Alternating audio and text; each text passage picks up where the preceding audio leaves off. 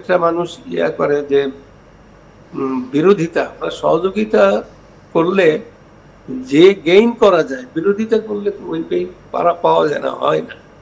কিন্তু এদের ভিতরে ধরুন এই সন্ত্রাসী, এই ফান্ডামেন্টালিস্ট, এই ধর্মান্ধ, এদের বিরুদ্ধে এদের আমি বিশ্বাস এদের পরিবার থেকেও এরা শিখে। তো যার জন্য এদের ওই কমে না, সংখ্যায় এরা কমছে না, বাড়ছে। এদের সুন্দর সুন্দর ছেলেরা, আপনি দেখেন হলি আর্টিজানে নর্থ সাউথ ইউনিভার্সিটি একটা বেস্ট ইউনিভার্সিটি আমাদের দেশে। হলি আর্টিজানের এই ঘটনায় নর্থ সাউথ ইউনিভার্সিটির শিক্ষক এবং ছাত্ররা ছিল। তো তারা তো মাদ্রাসার ছাত্র না, কিন্তু এই ধরনের সমাজটাই একটা কি যেন একটা উল্টোপাল্টা হয়ে গেছে, যেটাকে খুব ইমিডিয়েট ফিক্স করা দরকার। একটা বেনেভোলেন্ট ডিক্টেটর আমার মতে চাই, যে শুধু গণতন্ত্র দিয়ে হলে হবে কি? সন্ত্রাসীদের আপনি অ্যারেস্ট করে আনলেন, আবার ওরা পয়সা দিয়ে, উকিলদের পয়সা দিয়ে আইনের ফাঁক দেখিয়ে বের করে নিয়ে আসলো। এ ধরনের ঘটনা অহরহ হচ্ছে। এটা হচ্ছে কি আমার টোটাল সমাজকে এটা থেকে, এই কোয়াগমার থেকে বেরিয়ে আনার জন্য একটা রাষ্ট্রীয় পদক্ষেপ থাকা দরকার।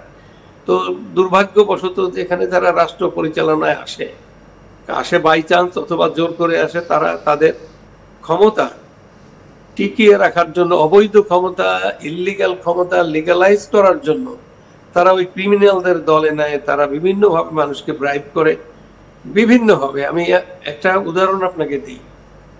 আমার পরিচিত, আমার বাসার কাছেই এই তেজগাঁয় ওসি সাহেব আমাদের খুব, পুলিশের ওরা আমাদেরকে একটু খাতির করে বেশি, তো মন খুব খারাপ। তো আমি বললাম কি হয়েছে? তো আর কি বলবেন, আমার ওসি এসপি সাহেব আমার কাছে 2 লাখ টাকা চাইছে, এবং যত থানা আছে প্রত্যেকটা থানা থেকে সবাই 2 লাখ করে টাকা দিতে হবে। ওই এসপি সাহেব হচ্ছে মেজর জিয়াউর রহমান, তাদেরকে অন ডেপুটেশন এই অ্যাডমিনিস্ট্রেশনে পুলিশে নিয়ে আসছিল। তা আপনি দেখুন, এই ওসি সাহেব কিন্তু তার এই যে এইভাবে জোর করে মানুষের কাছ থেকে টাকা নিতে হয়, এই কিন্তু তাদের শিক্ষা ছিল না, অভ্যাসও ছিল না। তখন কি হলো, আপনাকে খুব ইম্পর্টেন্ট কথাটা, ওর পাশে ওখানে কিছু ব্যবসায়ী বসেছিল, ধরুন ঠিকাদার, কন্ট্রাক্টর, এরা বসে থাকে, তাদের লাগে হেল্প লাগে, তাদের মালামাল ট্রান্সপোর্টের জন্য অনেক সময় হ্যারাস হয়, সেটার জন্য ওরা ওসি সাহেবের সাথে বা পুলিশ স্টেশনের সাথে একটা ভালো সম্পর্ক রাখে। তো ওদের ভিতরে, কন্ট্রাক্টরদের ভিতরে একজন বলছে যে স্যার এটা তো ভালো প্রস্তাব, তো আপনি বলেন আমার কাছ থেকে প্রত্যেক মাসে 2 লাখ টাকা চাচ্ছেন, এটা ভালো প্রস্তাব। কয়েছে আমরা 5 লাখ টাকা দেবো আপনাকে, আপনি ওখান থেকে 3 লাখ টাকা রেখে দেবেন, আর 2 লাখ টাকা এসপি সাহেব। তো এইরকম এসপি সাহেবরা আর্মির থেকে জিয়াউর রহমান নিয়ে এসেছিল ওয়ান ডেপুটেশনে বহু জায়গায়। আমার বিশ্বাস যে এইভাবেই দুর্নীতি সমাজে ইনস্টিটিউশনালাইজড হয়েছে। তো এখন তো আপনি কোনো কাজে, কোনো ব্যবসা বাণিজ্য, শিক্ষা প্রতিষ্ঠান, আপনি আপনার সার্টিফিকেট নকল করে, স্কুলের সার্টিফিকেট নকল করে জঙ্গি জিহাদিরা ঢাকা বিশ্ববিদ্যালয়ে ভর্তি হয়ে গেছে। মানে এখানে যে কি কি মানে একটা রাষ্ট্র ব্যবস্থা, কিন্তু তাই বলে ভারতের দিকে নজর দিচ্ছে, কিন্তু নিজের দেশে নজর নেই, ভারতের দিকে নজর। ভারত যদি চোখ তুলে তাকায় তাহলে তো বাংলাদেশ শেষ, খুব বেশি সময় লাগবে না। ভারতের একটা কাজের মেয়ে যেভাবে ইংরেজি বলে, এটা দেখলেই তো মানুষকে বোঝা যায় তার সমাজটা কত উন্নত।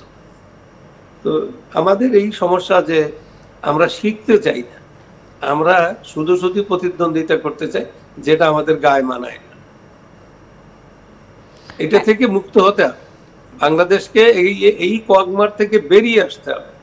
আর এরা থাকলে বেরিয়ে আসা হবে না। এখানে এমনি গণতন্ত্র কিন্তু বাংলাদেশে চর্চা হয়নি, in true sense of the term গণতন্ত্র চর্চা হয়নি।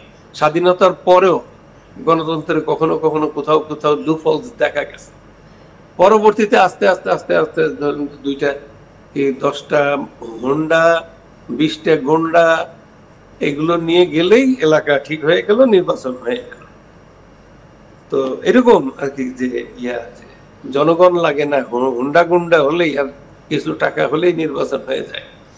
তো এই থেকে বেরিয়ে আসতে হবে। এটা তো টোটাল, কিন্তু একা আমি কি শফিকের দোষ দিচ্ছি না, শফিক তো আছে, এইগুলো লোক যেখানে বসা, প্রাইম মিনিস্টারের পাশে বসে তার প্রেস সেক্রেটারি যেভাবে মিথ্যাচার করে, যে এটা কি এটা কাকের মতো চক্ষু বন্ধ করে ডিম লুকায়। যে ব্যাংককে মোদিজির সাথে যে কথা হলো, সে জানে না যে এটা ট্রান্সপারেন্ট, এটা ডিজিটাল যুগ, মোদিজি ওটা ইয়া দিবেন।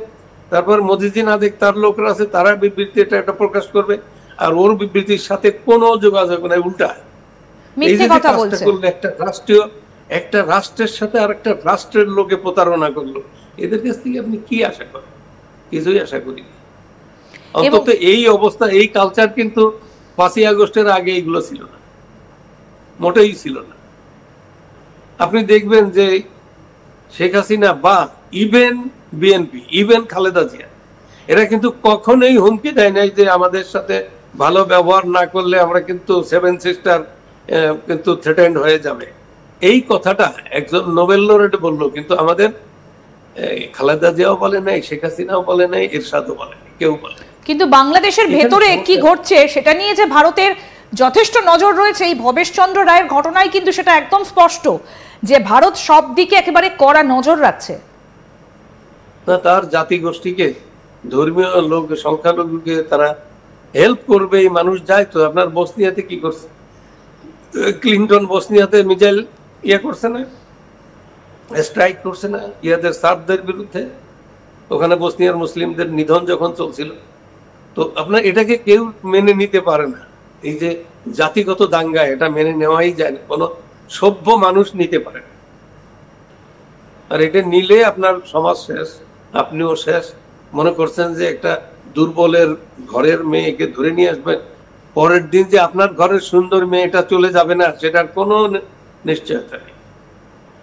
এটা মাথায় থাকতে হয়। তো অশিক্ষিত, অসভ্য, এদের এক সমস্যা আছে, এদেরকে এটা মাথায় ঢুকাইতে গেলে আগে এরা শিক্ষা নেয়, আগে মসজিদে বসে, মসজিদ মাদ্রাসায় বিভিন্ন জায়গায় ভারত বিরোধী স্লোগান।